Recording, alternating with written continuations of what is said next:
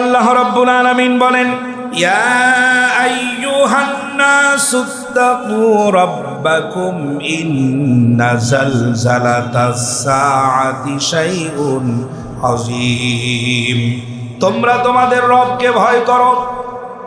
এই জন্য ভয় করবে শুধুমাত্র 5.7 মাত্রার ভূমিকম্পে টেবিলের উপর থেকে নির্ধারিত জিনিসগুলো যদি পড়ে যায়, ওরাল সেতুর গার্ডারের উপর থেকে রেখে দেওয়া জিনিসপত্র যদি নিচে ছিটকে পড়ে যায়, ভূমিকম্পের মাত্রা যদি আল্লাহ পাক আর একটু বাড়ায়া দিতেন, তাহলে কত বিল্ডিং এমন ভাবে ধসে পড়ে যেত যেন মনে হতো সবগুলো বালু চরে তৈরি করা খেলনা। আল্লাহু আকবার। কে এই সরঞ্জামগুলো, এই জিনিসগুলো কে রক্ষা করেছে?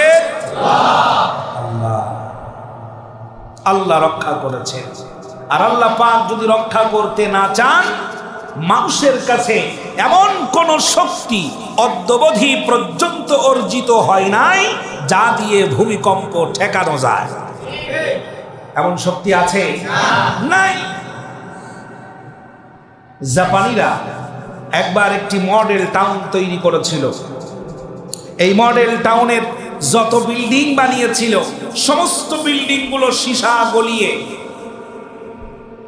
4 রকমের ধাতু গলিয়ে তৈরি করা, বিভিন্ন ইট পাথর কংক্রিট সেখানে যা ব্যবহার করেছে অত্যন্ত গবেষণা করে ব্যবহার করেছে।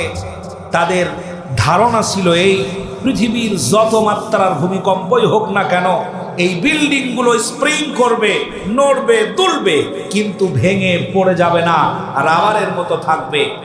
কিন্তু 2000 সালে আল্লাহ রাব্বুল আলামিন একটি ভূমিকম্প দিয়েছিলেন 6.95, কি বলে 6.9। এই 6.9 মাত্রার একটি ভূমিকম্পে তাদের আধুনিক তৈরি করা, আধুনিক ডিজাইন করার এই ভূমিকম্পে ডিজাইন করার বিল্ডিং গুলো এমন ভাবে ভেঙে পড়েছিল, ফটোগ্রাফার যারা সাংবাদিক তাদের বক্তব্য হলো বিল্ডিং গুলো ভেঙে পড়া দেখে যেন মনে হচ্ছিল এগুলো সব কাগজ দিয়ে বানানো। বলেন না আল্লাহু আকবার। বানিয়েছে কত আধুনিকায়ন করে, আর সাংবাদিকদের বক্তব্য ভেঙে পড়া দেখে যেন মনে হচ্ছে এগুলো সব কাগজ দিয়ে বানানো। আল্লাহু আকবার। এই পৃথিবীর নিয়মতান্ত্রিকতা ঠিক রেখেছেন যিনি, তিনি কে? চিনতে ভুল করবেন না। আধ্যাত্মিক আয়াতে কারিমা নিয়ে আমরা আলোচনা করছি। আধ্যাত্মিক কাইফা তাকফুরুন, কি করে তোমার রবকে তুমি ভুলে যাও যিনি প্রচন্ড ক্ষমতার অধিকারী?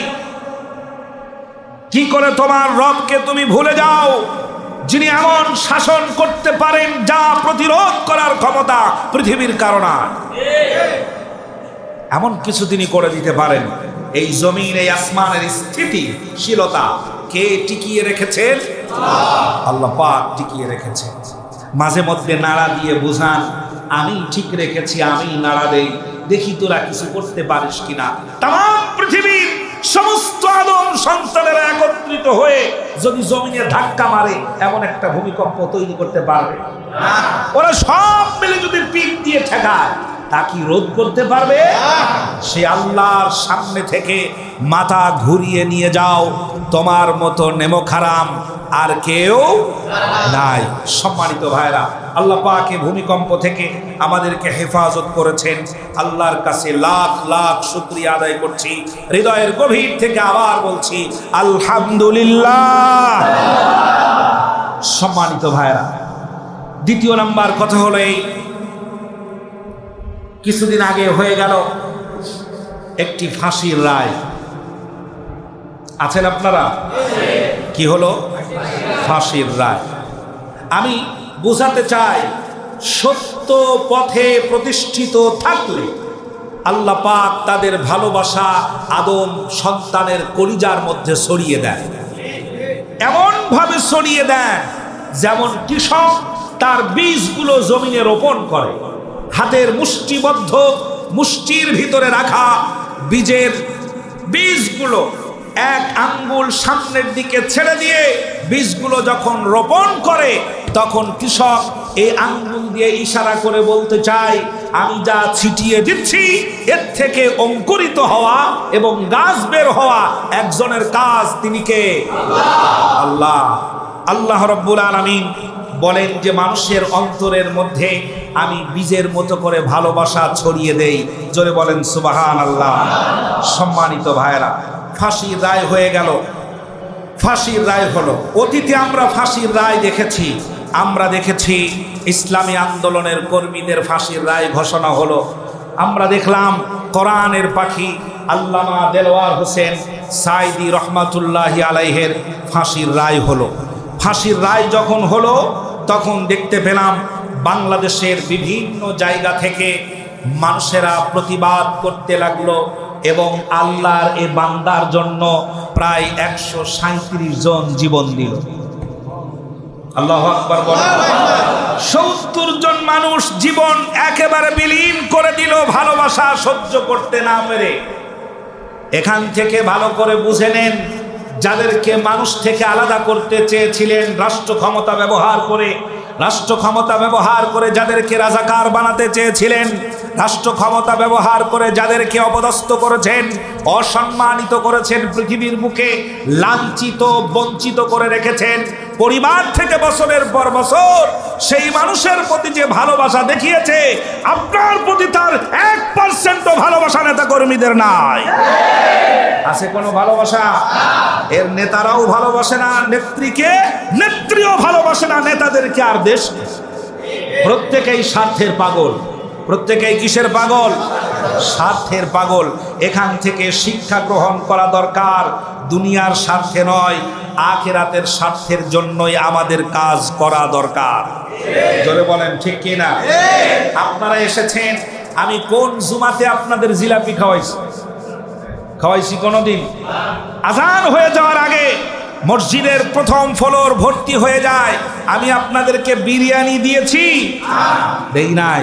আমি দিয়েছি রুহের খোরাক, যার সম্পর্ক আছে আসমানের মালিকের সাথে। সুবহানাল্লাহ পড়েন।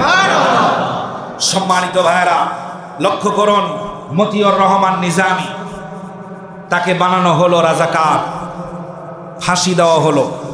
তার জানাজায় মানুষ হওয়ার কথা ছিল না, কিন্তু পাবনার সাথিয়াতে গিয়ে খোঁজ দিয়ে দেখেন তার জানাজায় লক্ষ লক্ষ মানুষ রাতের বেলায় হাজির হয়েছে।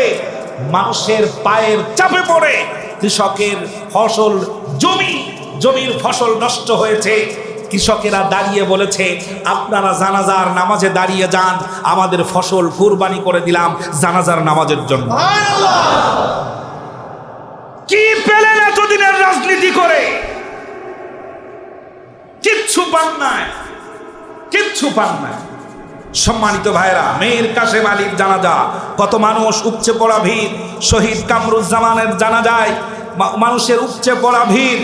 কাদের মোল্লার জানাজায়, যাকে কসাই কাদের বানালেন, তার জানাজাতেও মানুষ ছুটে আসলো রাতের অন্ধকারে জানাজার নামাজে অংশগ্রহণ করার জন্য।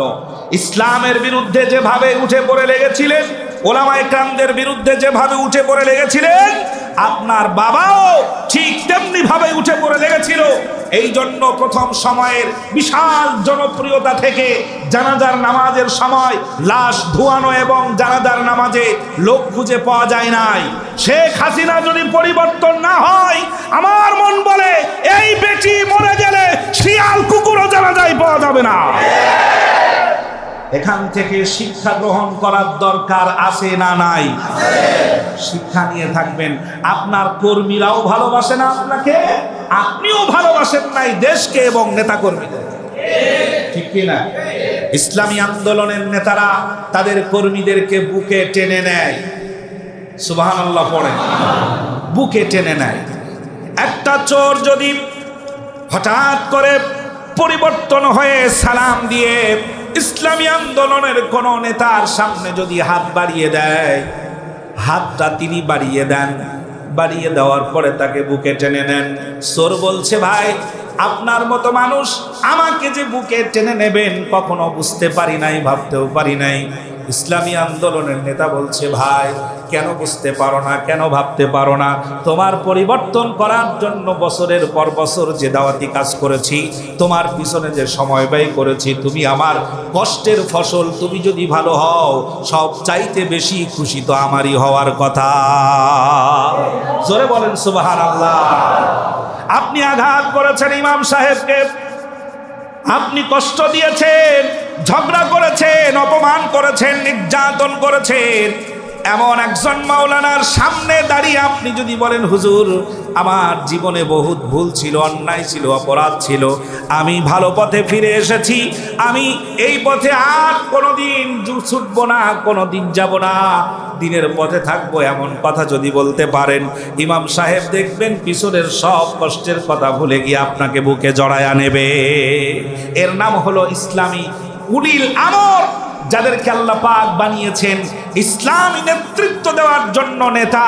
আল্লাহ তাদের মধ্যে এই আদর্শগুলো দিয়ে দিয়েছেন। সুবহানাল্লাহ পড়েন, জোরে বলেন সুবহানাল্লাহ।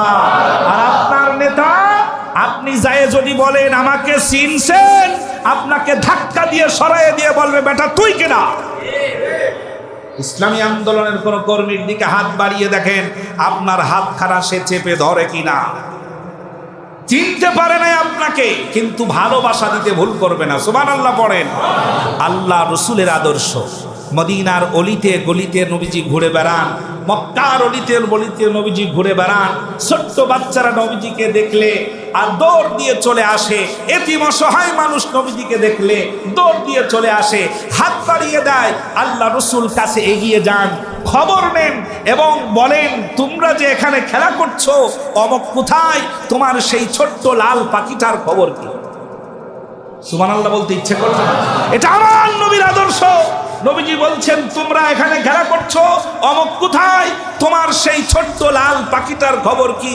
ছোট্ট বাচ্চা চোখের পানি ফেলে দিয়ে বলে, আপনি মুহাম্মদ সাল্লাল্লাহু আলাইহি ওয়াসাল্লাম, নবী আরবী, আপনার মতো এত বড় মানুষ আমার সেই লাল পাখিটার খবরও রাখেন? সুবহানাল্লাহ বলবেন না? এই আদর্শ যাদের কাছে আছে তাদের পিছনে দৌড়াবেন। এই আদর্শ যারা লালন করে তাদের পিছনে দৌড়াবেন। ফাসিক ফুজ্জালেরা ডাকলে ওই দিকে যাওয়ার কোনো প্রয়োজন নাই। যদি ভুল করেন, সিদ্ধান্ত নিতে পস্তাতে হবে কিয়ামত পর্যন্ত। ভুল যদি করেন, সিদ্ধান্ত গ্রহণ করতে পস্তাতে হবে কিয়ামত পর্যন্ত। আল্লাহ পাক আমাদেরকে হেফাজত করেন, এ জাতিকে হেফাজত করেন, বলেন আমিন। সম্মানিত ভাইরা, আমরা যে আয়াতে কারিমা তেলাওয়াত করেছি, আবার কান খাড়া করে লক্ষ্য করেন। আল্লাহ রাব্বুল আলামিন বলেন, কাইফা তাকফুরুনা বিল্লাহি ওয়া কুনতুম আমওয়াতান ফাআহইয়াকুম সুম্মা ইউমীতুকুম সুম্মা ইউহয়ীকুম সুম্মা ইলাইহি তুরজাউন। জোরে বলেন আল্লাহু আকবার। এখানে যে শব্দটি দিয়ে পৃথিবীর সব মানুষকে আল্লাহ পাক একটি গণ্ডির মধ্যে এনেছেন, তা হচ্ছে কাইফা তাকফুরুনা বিল্লাহ। কাইফা তাকফুরুনা বিল্লাহ। আমরা আল্লাহকে ডাকি যেই নাম ধরে, সেই নামটা কি? একবার জোরে বলেন আল্লাহ। আবার জোরে বলেন আল্লাহ। জবান বন্ধ না রেখে সকলে জোরে বলেন, নামটা কি? আল্লাহ। শব্দ বলার সময় মুখটা গোল হবে। মুখটা কি হবে? বলেন তো একবার, আল্লাহ। আল্লাহ না, আল্লাহ। আবার বলেন আল্লাহ। অন্তরে প্রশান্তি প্রশান্তি লাগে। যাকে ডাকলে অন্তরে প্রশান্তি লাগে, তিনি আপনার রব। সুবহানাল্লাহ। তিনি আপনার অভিভাবক, তিনি আপনার সুখে এবং দুঃখে নিবিড় পর্যবেক্ষণ করেন। সুবহানাল্লাহ। আমার ভাইয়েরা, আল্লাহ রাব্বুল আলামিন বলেন, কি করে অস্বীকার করতে পারো? সে আল্লাহর সাথে নাফরমানি করতে পারো। বিপদে পড়লে যাকে ডাক দাও, অসুস্থ হলে পরে যাকে ডাক দাও। তুমি যদি সব দরজা থেকে ফিরে আসো, সকল দরজা থেকে ফিরে আসলে পরে তোমার কাছের মানুষগুলো সব সময় এই পরামর্শ দেয়, সব সময় এই কথাগুলো বলে সান্ত্বনা দেয়, কত জায়গায় গেলা ঘুরলা, কিছুতেই কিছু হলো না, এখন আল্লাহ আল্লাহ করো। ঠিক না? শেষ পর্যন্ত স্মরণ করিয়ে দেয় আল্লাহ ছাড়া তোমার আর কোনো গতি নাই। আল্লাহ রাব্বুল আলামিন প্রশ্ন করেছেন, কিভাবে পারো, কেমনে পারো? আমি আল্লাহর সাথে নাফরমানি করতে কিভাবে সম্ভব? কেমনে আল্লাহর সাথে বেয়াদবি করতে পারো? আল্লাহর আইনকে অমান্য করতে পারো? আল্লাহর বিধান থেকে নিজেকে আলাদা করে রাখতে পারো? কিভাবে পারো? আল্লাহ রাব্বুল আলামিন বলেন, ওয়া জাআলনা নাওমাকুম সুবাতা। বান্দা সারাদিনের কর্মক্লান্ত শরীর যখন তুমি বিছানায় এলিয়ে দিয়েছো, পাশে তোমার স্ত্রী ঘুমিয়ে আছে, তোমার দিকে তার খেয়াল নাই, তার দিকে তোমারও খেয়াল নাই। আমি আল্লাহ রাব্বুল আলামিন তোমার কাছে আগেই ওয়াদা করেছিলাম, আল্লাহু লা ইলাহা ইল্লা হুয়াল হাইয়ুল কাইয়্যুম। বলেন সবাই, আল্লাহু লা ইলাহা ইল্লা হুয়াল হাইয়ুল কাইয়্যুম। আমি বলেছিলাম আমি এক এবং একক, অদ্বিতীয়, আমার কোনো শরীক নাই। পৃথিবীর কোনো তন্দ্রা, নিদ্রা, ঘুম, আচ্ছন্ন, অলসতা, দুর্বলতা কোনো কিছুই আমি আল্লাহ পাক স্পর্শ করে না। 24 ঘন্টায় আমি আল্লাহ তোমাকে পর্যবেক্ষণ করি।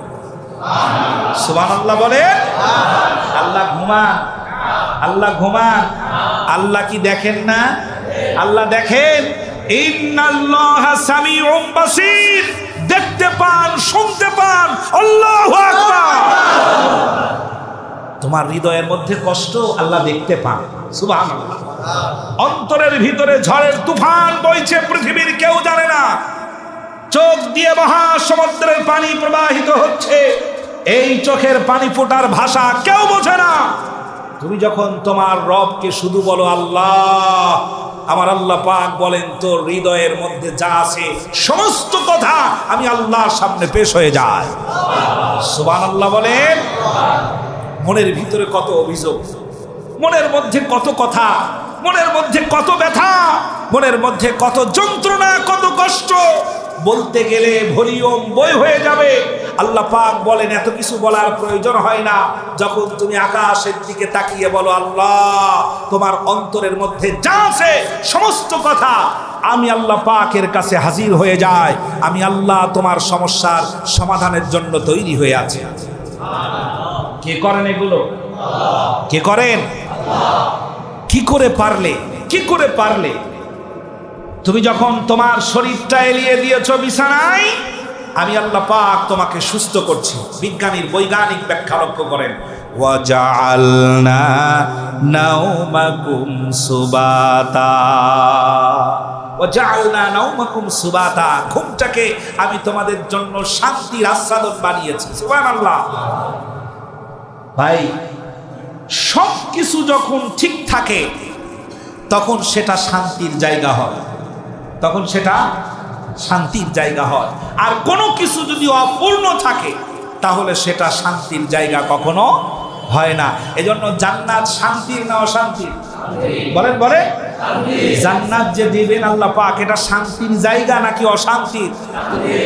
এমন শান্তির জায়গা, ওখানে অপূর্ণতা বলতে কিচ্ছু থাকবে না, কোনো কিছুর অভাব থাকবে না। মানুষের দরকারি প্রয়োজনীয় কোনো কিছুর এক লাইনও বাদ থাকবে না। আল্লাহ প্রত্যেকটি গুণে গুণে হিসাব করে প্রতিদান দিয়ে দিবেন। সুবহানাল্লাহ। সম্মানিত ভাই, এজন্য জান্নাত হলো শান্তির জায়গা। আর আল্লাহ পাক বলছেন ঘুমটাকে তোমাদের জন্য শান্তির আস্বাদন বানিয়েছি, শান্তির চাদর বানিয়েছি। যখন তুমি ঘুমিয়ে যাও, রাতের অন্ধকার দিয়ে তোমার দেহটাকে আমি ঢেকে ফেলি।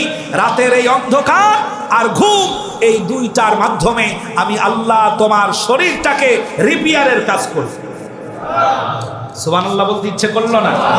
আপনারা তো আমাদের চাইতে বেশি ক্লান্ত হন। 8 ঘন্টা, 9 ঘন্টা, 12 ঘন্টা পর্যন্ত ডিউটি করেন গার্মেন্টস ফ্যাক্টরিতে, দাঁড়ায় থাকেন ঘন্টার পর ঘন্টা। পেশাব চাপলেও পেশাব করার ছুটি পর্যন্ত দেয় না অনেক অফিসাররা আছে। ভুল বললাম নাকি? সত্যতা আছে? আচ্ছা, এত কড়াকড়ি ডিউটি করতে হয়, শরীর ক্লান্ত, ভালোই লাগে না কিছুই। বাসায় আসার পরে যখন খান, খাবার খেয়ে যখন ঘুমিয়ে পড়েন, তখন হাত পা আর নাড়াতে ইচ্ছা করে না। সারা রাত আপনার দুর্বল দেহ বিছানায় ফেলে রাখলেন।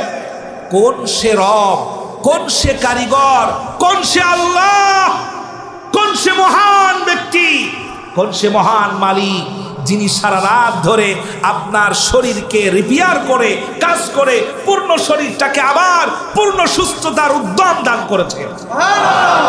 কে তিনি? কে তিনি? যে আল্লাহ পাক দুর্বল দেহটাকে সুস্থ করে দিলেন, সবল করে দিলেন। সকালবেলা ঘুম থেকে উঠে বলো, আমরা শরিয়া আইন বিশ্বাস করি না, তোমার মতো নেমো খারাপ একটা কুকুরও না। কে ডাকছে তোমাকে? যাচ্ছ কোথায়? কোন দিকে যাচ্ছ? আওয়ামী লীগের লোকেরা ডাকবে কার দিকে? নৌকার দিকে। কোন দিকে? বিএনপির লোকেরা ডাকবে কোন দিকে? জাতীয় পার্টির লোকেরা ডাকবে কোন দিকে? লাঙ্গলের দিকে। জামাত ইসলামীর লোকেরা ডাকবে কোন দিকে? দাড়িপাল্লা, তাই না?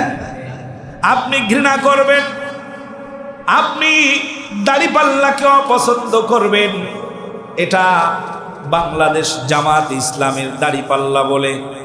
কিন্তু আপনি কোরআনটা খুলে দেখেন, বিভিন্ন জায়গায় আল্লাহ রব্বুল আলামিন বলে রেখেছেন, আল্লাহ পাক কিয়ামতের ময়দানে দাড়িপাল্লা খাটাবেন তোমার নেকি আর পাল্লা, নেকি আর গুনাহ ওজন করার জন্য। তুমি যতই দাড়িপাল্লাকে ছেড়ে দাও, দাড়িপাল্লা কিন্তু তোমারে ছাড়বে না, কিয়ামত পর্যন্ত টেনে নিয়ে যাবে। জীবনের শেষ মাপও হবে কি দিয়া?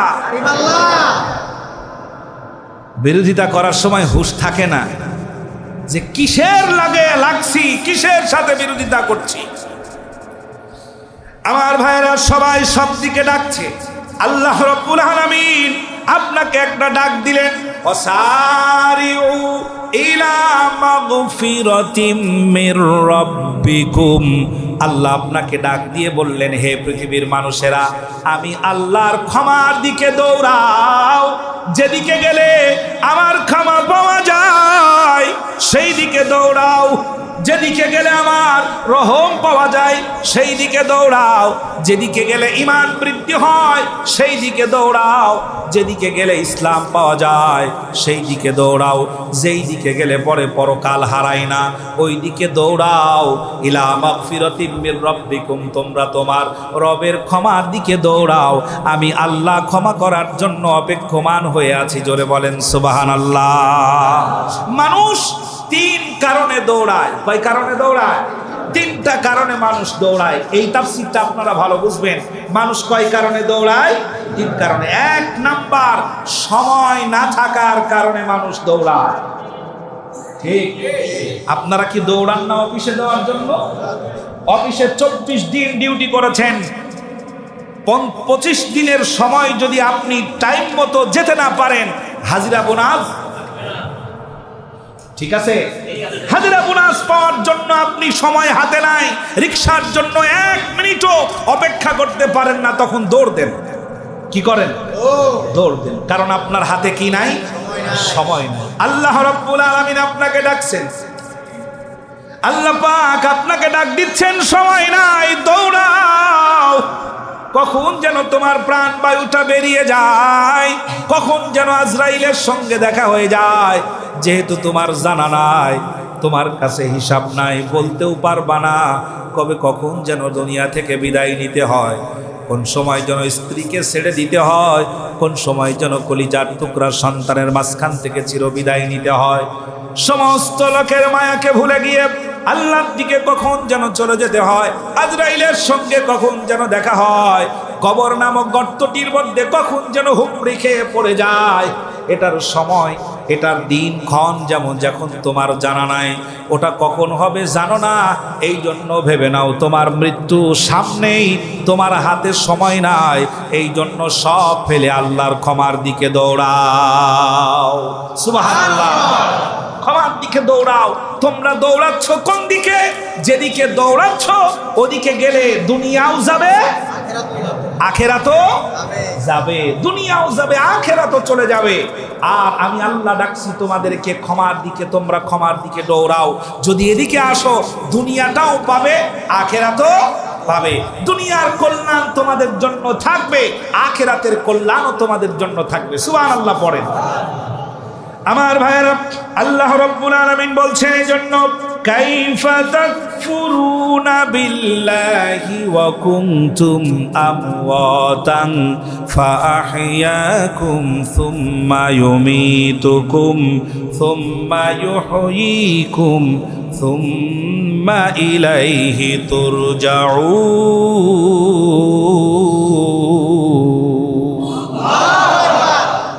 কাইফা তাকফুরুন, কি করে অস্বীকার করলে? দেখলাম একজন মহিলা বলছে, হ্যাঁ,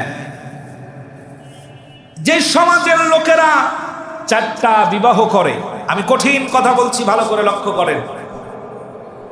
কোন পুরুষের মধ্যে আল্লাহ পাক যদি জৈবিক ক্ষমতা দেন এবং তার ইনসাফ করার মতো যদি এখতিয়ার থাকে, ইনসাফ করার আকল থাকে, একাধিক বিবাহ সর্বোচ্চ 4টা পর্যন্ত এ অধিকার দিয়েছেন কে? মনে হচ্ছে আপনারা এই কথাটার সাক্ষী দুর্বলতার সাথে দিলেন, বিশ্বাস করতে পারলেন না। কোরআনুল কারীমের ভিতরে ডিরেক্টলি আল্লাহ পাক ঘোষণা করেছেন, সর্বোচ্চ 4 জন স্ত্রী গ্রহণ করতে পারবে সক্ষম পুরুষ, শারীরিক, মানসিক এবং ইনসাফ করার ক্ষেত্রে যদি সে ঠিক থাকে, তাহলে 4 জন স্ত্রী গ্রহণ করতে পারবেন। এই অধিকার দিয়েছেন কে? আল্লাহ। আল্লাহ যে অধিকার দিয়েছে, এই অধিকার থেকে মুখটা ঘুরায়া নেয় যিনি, এই দুনিয়ার সবচাইতে আল্লাহ নাফরমান তিনি। মায়েরা, বোনেরা, আপনাদেরকে বোঝানো হয়েছে, যা বোঝানো হয়েছে, নারীদের অধিকারের নামে, নারীদের সম্মানের নামে, নারীদের ক্ষমতায়নের নামে, নারীদের অর্থায়নের নামে, নারীদের অধিকার থেকে একটা একটা করে বঞ্চিত করে দেওয়া হয়েছে সুকৌশলে। নারীদের সম্মান আল্লাহর হুকুম পালনের মাধ্যমেই প্রতিষ্ঠিত হবে। সুবহানাল্লাহ পড়ে। জামাতের আমির বলেছে তাদের কর্মঘণ্টা কমিয়ে দেওয়া হবে। এটা নিয়ে আবার অনেকেই বলতে চাচ্ছে নারীর কর্মঘণ্টা 5 নয় 8। নারীরা, যে সমস্ত নারীরা বাড়িতে বসে থাকে, কাজ কাম করে না, তারা শান্তিতে আছে? নাকি যে সমস্ত নারীরা অফিস আদালতে দৌড়াদৌড়ি ছুটাছুটি করে, তারা শান্তিতে আছে? স্বামীর হুকুম মানতে কষ্ট হয়, স্বামীর অর্ডার শুনলে তার কাছে মনে হয় যেন কারো গোলাম হয়ে যাচ্ছি, মনে হয় যেন তার অধিকার হরণ হচ্ছে। অথচ অফিসের বসের কথা শুনতে গিয়ে, ঝাড়ি শুনতে গিয়ে, গালি শুনতে গিয়ে এমনকি ইজ্জত পর্যন্ত হারাতে হয় আমাদের দেশের নারীদের। তাতে কি সম্মান বাড়লো না কমলো? সম্মান বাড়লো না কমলো?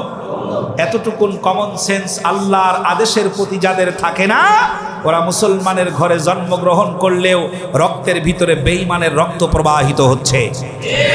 সম্মানিত ভাইরা, সুতরাং আল্লাহ প্রশ্ন করেছেন, কি করে অস্বীকার করলে?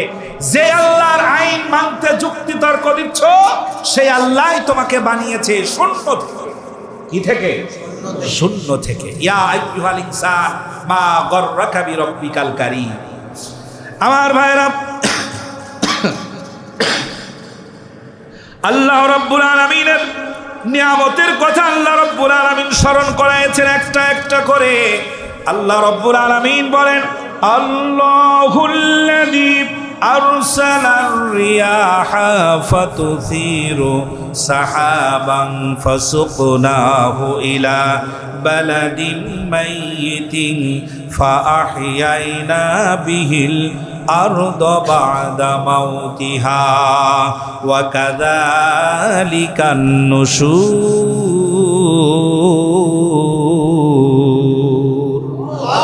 আল্লাহ সমুদ্রের লবণাক্ত পানিগুলিকে বাষ্পীয় আকারে মেঘমালায় পরিণত করে দিলাম। মেঘটাকে হুকুম করলাম বাতাসকে হুকুম করলাম মেঘটাকে ঠেলতে ঠেলতে নিয়ে যাও উত্তর গাজীর চটের মাঠের উপরে। ওখানে কৃষকেরা ফসল বুনেছে, তারা তাদের ফসল লাগিয়েছে, তারা তাদের বীজগুলো ছড়িয়ে দিয়েছে, বৃষ্টির প্রয়োজন। আমি আল্লাহ রব্বুল আলামিন যদি জলপ্রপাতের মতো জগের মতো করে পানিগুলো ঢেলে দিতাম, তাহলে তোমার ফসল তো হতোই না, বরং সব বিনষ্ট হয়ে যেত। আমি আল্লাহ তা করি নাই। ফোঁটা ফোঁটা করে বৃষ্টির মতো করে নোনা পানি তুলে মিষ্টি করে সেই পানি ফোঁটা ফোঁটা বৃষ্টির আকারে তোমার জমিনের উপরে দিয়ে তোমার ফসল বাঁচিয়ে দিলাম। সুবহানাল্লাহ পড়ে। কে বাঁচালেন? আরেকটি দৃষ্টান্ত খেয়াল করেন। ফসল যখন দুইটা পাতা মাটির ভেতর থেকে যখন ওঠে, মাটির ভেতর থেকে যে কোনো বীজ থেকে প্রথম কয়টা পাতা ওঠে? দুইটা পাতা। দুইটা পাতা আস্তে করে মাটি থেকে উপরে উঠলো।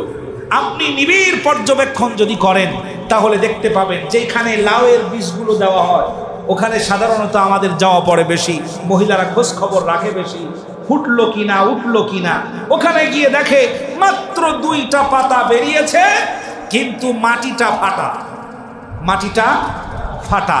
আপনি কি কখনো ভেবে দেখেছেন যে আপনার বীজ থেকে, রোপণ করা বীজ থেকে যেই দুটি পাতা বেরিয়েছে ওই দুটি পাতাই বেশি শক্ত নাকি মাটি বেশি শক্ত?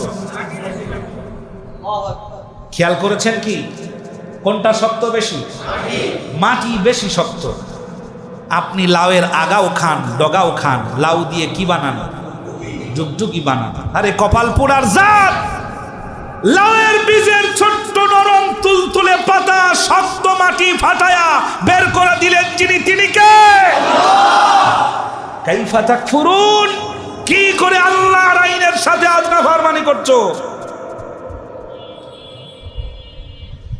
আল্লাহ পাক আরেকটি দৃষ্টান্ত দিচ্ছেন এভাবে। রাতের বেলা ফুটে উঠল মাত্র দুইটা পাতা। দিনের সূর্যের তীব্র আলোর কারণে, খরার কারণে পাতা দুইটা শুকায়া গেল, নুয়ে পড়লো। বিকেল বেলা গিয়ে দেখবেন পাতাগুলো নিচের দিকে নুয়ে পড়েছে, যেন শুকায়া গেল, মনে হয় যেন বাঁচবে না, মরে যাবে। আল্লাহ রব্বুল আলামিন বলেন, বান্দা তুমি ঘুমিয়ে পড়েছ, আমি দিনের বেলা সূর্যের আলো দিয়েছি, তোমার গাছগুলো নুয়ে পড়েছে মাটির দিকে, দেখে তোমার অন্তরে কষ্ট লাগে। আমি আল্লাহ রব্বুল আলামিন রাতের বেলায় যদি ভারী বর্ষণ করি, বৃষ্টি যদি দেই, তাহলে তোমার নুয়ে পড়া গাছগুলো আরো নেতিয়ে যাবে, মরে যাবে। এই জন্য আমি আল্লাহ রব্বুল আলামিন আকাশের পানিগুলোকে কুয়াশার মতো করে ঝরায়া সারা রাত ধরে তোমার গাছগুলো আবার তাজা করে দিয়েছি। বিকেল বেলার নুয়ে পড়া গাছ সকালবেলা তাজা যিনি করে দিলেন, শক্ত যিনি করে দিলেন, তিনি কে? আল্লাহর আইনের বিরোধিতা করো, কমন সেন্স বলতে কি কিছু নাই? তুমি কি গাধা? কিচ্ছু বোঝো না। 24টা ঘন্টা যিনি তোমাকে বাঁচিয়ে রাখেন, তিনি কে? কে তিনি? কেউ আছে তোমাকে এই উপকার করবে? কতবার বলেছি, আল্লাহ রব্বুল আলামিন বলছেন, নাহনু কদ্দারনা বাইনাকুমুল মাউতা ওয়া মা নাহনু বিমাসবুকিন। আল্লাহু আকবার, আল্লাহু আকবার, আল্লাহু আকবার।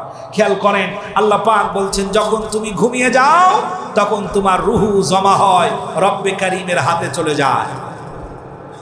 রুহু কার হাতে যায়? ইচ্ছে হয় রুহু ফেরত দেই, ইচ্ছে হয় রুহু ফেরত দেই না। কত বড় সাংঘাতিক কথা! আল্লাহ তোমার রুহু নিলেন, আল্লাহ তোমার রুহুটা নিয়ে নিলেন, রুহু ফেরত দেওয়া হবে না। যদি ফেরত দেওয়া না হয় তাহলে এই সুন্দর বিছানা থেকে সোজা চলে যেতে হবে কোথায়? মাটির বিছানায়, নীরব নগরীতে, যেখানে কোনো সারা শব্দ পাওয়া যায় না। এই নীরব নগরীতে চলে যেতে হবে। আর যদি রুহু ফেরত দেওয়া হয় তবেই তুমি জেগে উঠবে। বলুন, রুহু ফেরত দেওয়া আর না দেওয়া 100% এখতিয়ার যার হাতে, তিনি কে? যিনি তোমার রুহু ফেরত দিয়ে সকালে জীবিত করে তুললেন, আর সকালবেলা তুমি মিছিলে গিয়ে বলছো আমরা শরিয়া আইন চাই না। আজীব আজীব। ওয়ালাইকুম, তোমাদের কি হয়েছে? কেন তোমরা বুঝছো না? আইনা তাযহাবুন, যাচ্ছ কোথায়? প্রশ্নগুলো কার? আল্লাহ। প্রশ্নগুলো আল্লাহ। সম্মানিত ভাইরা, আমি যখন গতকালকে মাহফিলে এই আলোচনাগুলো করছিলাম, বিএনপির এক আপনার নেতা, সেখানকার স্থানীয় নেতা, তিনি হচ্ছেন স্বাস্থ্য বিষয়ক সম্পাদক। কি বিষয়ক বললাম? স্বাস্থ্য বিষয়ক সম্পাদক। তিনি আস্তে করে উঠে গেলেন। উঠে যাওয়ার পরে গ্যাঞ্জাম শুরু করেছে। এরপরে বলছে রাজনৈতিক কোনো বক্তব্য মাহফিলে দেওয়া যাবে না। এটা আমার কানে এসে বলে গেল একবার, এরপরে লিখে আমার হাতে পৌঁছায় দিল একবার। তখন আমার ভিতরের আগুন আরো জ্বলে উঠলো। আমি আজকে সামনে রেখে পুরো মাহফিল ধরে গাধা, গরু, কুকুর, ছাগল যা বানানো দরকার সব বানিয়েছি। বালহুম আদল, একটা কুকুর তার রবকে চেনে, আর তুমি যদি রবকে চিনতে না পারো, উলাইকা কাল আনআম, কুত্তার চাইতেও খারাপ। ঘোষণাকার আল্লাহ। জোরে বলে ঘোষণাকার আল্লাহ। তুমি মানুষ, তুমি কুকুরের চাইতেও খারাপ। তুমি মানুষ, তুমি শূকরের চাইতেও খারাপ। শূকর তার রাখাল রে চেনে, চেনে না? চেনে। বিড়াল তার মালিক রে চেনে কি না? চেনে। আপনি আদর করতে যাবেন, আপনার আদর সে গ্রহণ করবে না, আপনাকে কামড় দেবে, থাবা দেবে। কিন্তু মালিক যখন তার গায়ে হাত দেয়, তখন সে ম্যাও ম্যাও করে তার কোলের মধ্যে গড়ে পড়ে। সুবহানাল্লাহ। তারা কি মালিক চেনে নাকি চেনে না? কুকুর তার মালিককে চেনে কিনা? এবং আমাদের দেশে সব থেকে বেশি ঘৃণিত দুটি প্রাণী, একটা হলো কুকুর আর একটা কি? শূকর। একটা হলো কুকুর আর একটা কি? শূকর। এই দুটি জিনিস সব থেকে বেশি ঘৃণিত, ঘৃণা করে আমাদের দেশের লোকেরা, ঘৃণা করে থাকি আমরা। খেয়াল করুন, কুকুর আপনার বাড়ির পোষা প্রাণী, পোষা কুকুর যদি হয়, তাহলে আপনি যদি রাত 3টার সময় গেটের ভিতরে প্রবেশ করেন, গলায় কাশি দেওয়ার প্রয়োজন নাই, আপনার পায়ের আওয়াজেই টের পায় এ বাড়ির মালিক ঢুকছে গেট দিয়া। ঠিক কিনা? দৌড় দিয়ে কাছে এসে হালকা হালকা আওয়াজ দেয় আর লেজ নাড়ায়, ওয়েলকাম ওয়েলকাম, মালিক আপনি ভিতরে আসেন, আমি এ বাড়ি পাহারাদারের দায়িত্ব পালন করছি। আর যদি ভুল করে আপনার দিকে ধেয়ে আসে, খানিক বাদেই লেজটা তার পায়ের মধ্যে করে নিয়ে আপনার চতুর্পাশে ঘুরবে, আর যেন নীরব ভাষায় বলতে চাইবে, মালিক এত রাতে ঘুমের ঘরে বুঝতে পারি নাই, আই অ্যাম এক্সট্রিমলি সরি। মালিক আপনার, কুকুর মালিককে চেনে নাকি চেনে না? আপনি গলায় কাশি দিবেন, কুকুর থেমে যাবে। আরেকজন যদি গলায় কাশি দেয়, তাহলে কুকুর তীব্র গতিতে তাকে ধেয়ে আঁকড়ে ধরবে। ঠিক কি না? কুকুর তার মালিককে চেনে না? এবার বলেন আমাদের মালিককে, আমাদের জীবনের মালিককে, এই জমিনের মালিককে, ওই আকাশের মালিককে, আল্লাহকে যিনি মালিক হিসাবে চিনতে ব্যর্থ, তার মতো হতভাগ্য এ পৃথিবী আর কেউ নাই। খবরদার, তোমার মালিকের সাথে নাফরমানি করো না। এজন্য কেরাতখানায় একটা হাদিস ছোট বাচ্চাদেরকে শেখানো হয়, মা ক্বালা রাসূলুল্লাহ সাল্লাল্লাহু আলাইহি ওয়াসাল্লাম, মান সামাতা নাজা। যে ব্যক্তি চুপ থাকে সে নাজাত পায়। কেরাতখানার কেউ আছে এখানে? যে ব্যক্তি চুপ থাকে সে কি পায়? নাজাত পায়। যখন তুমি দেখতে পাবে, আমি আমার মুসল্লিদেরকে বলেছি, যখন তুমি দেখতে পাবে, যখন তুমি শুনতে পারবে এটি আল্লাহর কথা, এটি রসুলের কথা, তুমি যদি দেখো যে এখানে কথা বলতে গেলে আল্লাহর বিরুদ্ধে যাবে, রসুলের বিরুদ্ধে যাবে, তখন তোমার দলীয় বক্তব্য বর্জন করে চুপ থাকাই ভালো। কারণ তুমি আল্লাহর অবাধ্য হতে যদি না চাও, ওখানে তুমি চুপ হয়ে যাও। হতে পারে এই চুপ থাকাটাই তোমার জন্য নাজাতের কারণ হয়ে যেতে পারে, ঠিক কি না? আর আমাদের দেশের নেতারা চুপ থাকে না, খালি কথা কয়, খালি কথা কয়।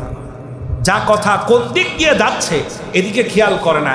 একজন পাগল আহাম্মক, সে বলছে আমরা মদিনার ইসলামের চর্চা করি। কোন ইসলাম? মদিনার ইসলামের চর্চা করি। মদিনার ইসলাম কি আর মদিনা সনদ কি, ইসলামী রাষ্ট্র ব্যবস্থা কি? বিএনপির যত নেতা আছে প্রত্যেকের সাথে চ্যালেঞ্জ ঘোষণা করলাম, যদি বুঝিয়ে দিতে না পারি জীবনেও কথা বলবো না। ভারতকে খুশি করার জন্য আমরা কথা বলি না, আপনাদের খুশি করার জন্য, ভারতকে খুশি করার জন্য যে কথা বলার চেষ্টা করছে বাংলাদেশের তৌহিদি জনতা তা সহজে মেনে নেবে না। আগামী দিনে আপনারা কার আইন দেখতে চান? জোরে বলেন, কার আইন দেখতে চান? বিগত 54 বছর ধরে, এই 54 বছরের ইতিহাসে আমি তো বারবার বলছি, বাংলাদেশের কতটি জেলায় গেলাম প্রত্যেকটি জায়গায় বলছি, ল্যাংড়া খোড়া ধ্বজভঙ্গ মার্কা সংবিধান বাংলাদেশের মানুষের আর প্রয়োজন নাই। এই সংবিধান ছুঁড়ে ফেলে দাও। যে সংবিধান চুরি বন্ধ করতে পারে না, যে সংবিধান ডাকাতি বন্ধ করতে পারে না, যে সংবিধান ধর্ষণ বন্ধ করতে পারে না, যে সংবিধান স্বৈরাচার বন্ধ করতে পারে না, যে সংবিধান ব্যাংকের রিজার্ভ টাকা ঠেকাতে পারে না, ওই রকমের অকেজো সংবিধান বাংলাদেশে দরকার নাই। সেই সংবিধান দরকার যে সংবিধান চুরি বন্ধ করতে পারে। আল্লাহর আইন চালু হলে চুরি বন্ধ হওয়া সম্ভব নাকি সম্ভব না? ধর্ষণ বন্ধ হওয়া সম্ভব নাকি সম্ভব না? চাঁদাবাজ বন্ধ হওয়া সম্ভব নাকি সম্ভব না? জেনা বন্ধ হওয়া সম্ভব নাকি সম্ভব না? বিশ্বাস হয়? বিশ্বাস হয়? আল্লাহ রাব্বুল আলামিন বলেন, আয-যানিয়াতু ওয়াজ-যানি ফাজলিদু কুল্লা ওয়াহিদিম মিনহুমা মিআতা জালদা। জোরে বলেন আল্লাহু আকবার। যদি কোনো নারী আর কোনো পুরুষ অবিবাহিত অবস্থায় জেনা করে ফেলে, তাহলে তাদের 80টা বেত্রাঘাত মেরে দাও। 80টা চামড়ার বেত মারতে মারতে যদি মরে যায়, সেখানে যদি 60টা মারার পরে যদি মরে যায়, তাহলে তাকে কবর দিয়ে কবরের উপরেও আরো 20টা মারবা বাড়ি। ইসলামের বিধান। আল্লাহু আকবার বলেন। এবং এইটা পালন করতে গিয়ে সন্তানের মায়া যেন তোমার কলিজায় কাঁপিয়ে না দেয়।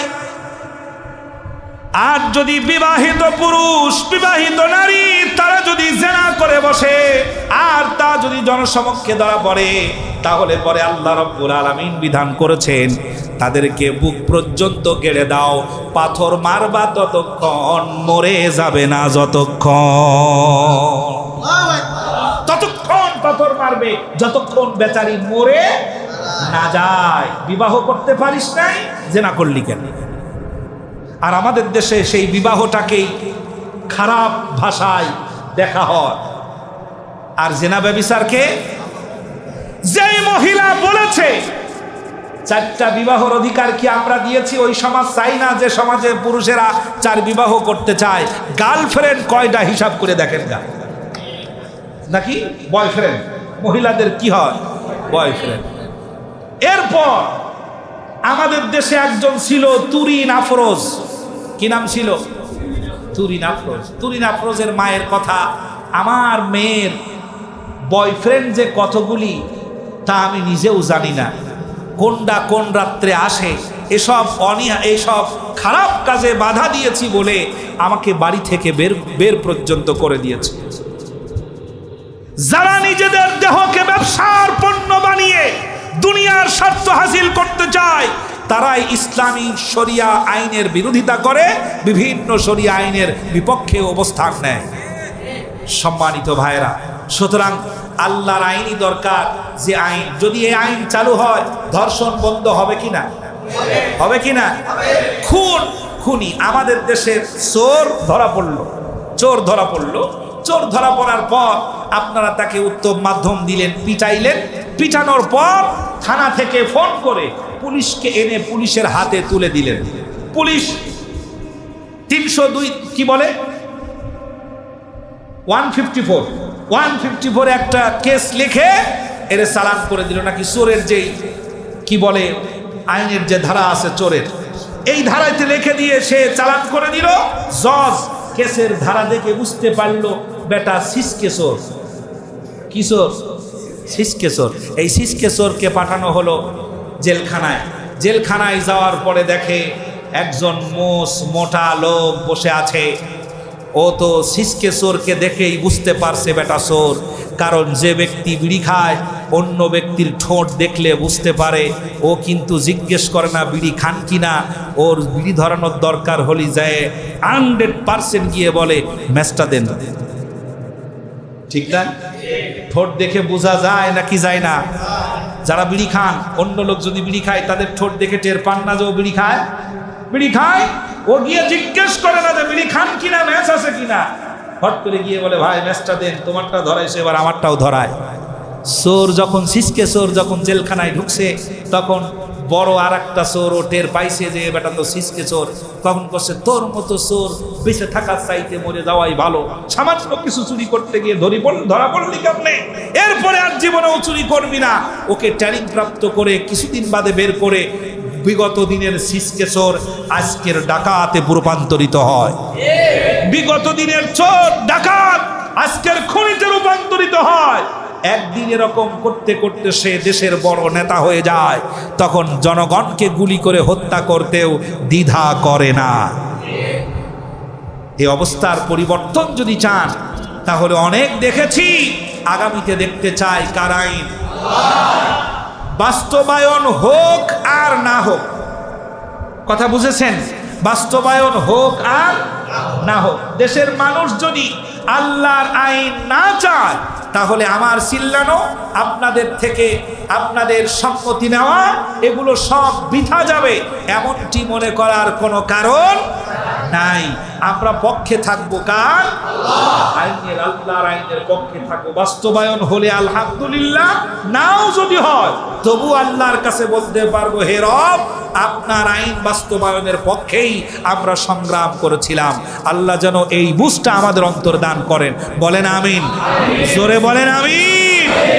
আগামীতে আল্লাহর আইন বাস্তবায়ন হয়ে বাংলাদেশ শান্তি আর নিরাপত্তার দেশে পরিণত হোক, এটাই আমাদের কামনা। আল্লাহ যেন কবুল করেন, দেখার তৌফিক দান করেন। আখিরি দাওয়ানা আনিল হামদুলিল্লাহি রাব্বিল আলামিন। বাকি অংশ আগামী জুমায় শেষ করার চেষ্টা করব ইনশাআল্লাহ। দাওয়াত রইল, একজন আর একজনকে নিয়ে আসবেন। বুদ্ধিমান সেই ব্যক্তি। কোন ব্যক্তি? আমি বলছি, আপনারাও বলেন বুদ্ধিমান সেই ব্যক্তি। বুদ্ধিমান সেই ব্যক্তি যে ব্যক্তি নিজে নামাজ পড়ে সাথে আসার সময় অন্য কাউকে ডেকে আনে। নিজে নামাজ পড়ে আসার সময় অন্য কাউকে ডেকে আনে। যদিও দুইজনের কেউই নামাজ জানে না, দুইজনের কারো নামাজ হয় না, তারপরে আল্লাহ পাক বলেন শুধু অন্যকে ডেকে এনেছো বলে কবুল হয়ে যাওয়া নামাজের সওয়াব তোমার আমল নামায় লিখে দিলাম। জোরে বলেন সুবহানাল্লাহ। আপনি যে আসবেন আগামী জুমায়, নিয়াত আছে তো ইনশাআল্লাহ? কাদের নিয়াত আছে আগামী জুমায় আসা? হাত উঁচু করেন। আপনারা আগামী জুমায় প্রত্যেকেই 50টা টাকা করে আনবেন ইনশাআল্লাহ। আল্লাহ যেন তৌফিক দেন। বলেন আমিন। আজানের আগেই নিস্তালা যেন ফুল দেখতে পাই। পারবেন? আজানের আগে, আজান হয় 12টা কত? 10-এ। তো 12টার মধ্যে আপনারা নিস্তালা ফুল করে ফেলবেন যেন আমি এসে আপনাদেরকে পূর্ণতার সাথে দেখতে পাই। সম্মানিত ভাইরা, আপনারা আগামী জুমায় যারা আসবেন প্রত্যেকেই যদি আরো একজনকে সাথে করে নিয়ে আসেন, আগামী জুমার নামাজ আপনারও যদি না হয়, ও লোকেরও যদি না হয়, তারপরেও আল্লাহ আপনার আমল নামায় কবুল জুমার নামাজের সওয়াব, ওমরার সওয়াব আপনার আমল নামায় লিখে দিবেন।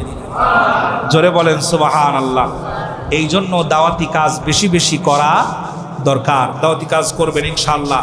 আগামী জুমায় যেন আমাদের সাথে আমাদেরকে আল্লাহ পাক যেন আগামী জুমা পর্যন্ত হায়াতকে দারাজ করেন, সকল প্রকার দুর্ঘটনা থেকে আল্লাহ যেন হেফাজত করেন, বিপদ মুসিবত থেকে আল্লাহ যেন আমাদেরকে মাহফুজ রাখেন।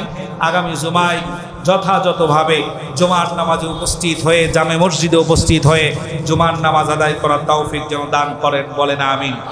আর জীবনেও কোনোদিন আলেম ওলামা এবং কোরআন সুন্নাহ এইটার বিরুদ্ধে যায় এমন কোনো আচরণের সাথে জড়িত থাকবেন না ইনশাআল্লাহ। পৃথিবী একদিকে গেলেও আপনি চুপি সারে হলেও, চুপ করে থেকে হলেও, নীরবে হলেও ইসলাম আর আল্লাহর পক্ষে থাকবেন। মনে থাকবে, নীরবেও যদি হয় তারপরেও ইসলাম আর আল্লাহর পক্ষে থাকবেন। হয়তো দেখছেন যে পৃথিবীটা আর কোনো পরিবেশ নাই, অন্তত পক্ষে মৌন সমর্থন দরকার। অনেক